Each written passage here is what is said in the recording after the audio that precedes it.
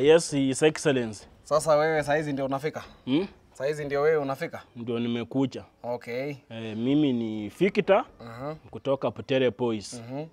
Na nilikuwa nimekuja kukuambia kwamba sisi pia tulikuanga na play yetu ambayo poem ilikuwa inaitwa Echoes of Praises. Mimi kwanza hii na tukashindwa Sonos na Butere Girls. Nani umesema unaitwa nani? Victor kutoka Butere Boys. Sasa hii maneno yenyu ya maneno ya poem. Unanielewa? Mimi nilisema sitaki kusikia.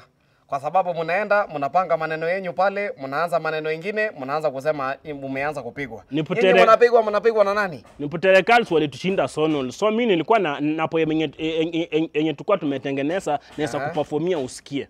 Yako ni gani? Na isikuwe umebook appointment. Unajua mimi nimesema kwa sababu wewe ni kijana mdogo.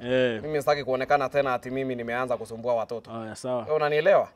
Sasa poem yako ilikuwa acha nikuperformia uone kama unaweza tupushia iende nationals. Na ikianza kusema maneno ya Kasongo na Zakayo, sawa. Umbwa. Sawa. Rais wetu Ruto, tunakupenda rais wetu. Wewe ni kipenzi chetu, tunakupenda ewe Ruto. SHA uliileta, ukafukuza NHIF. NHIF ilikuwa na ubaguzi, SHA inafanya kazi. Dola tulipata ikiwa juu, ukaiteremsha chini. Sasa tunafanya biashara na mataifa juu. Tunakushukuru mheshimiwa.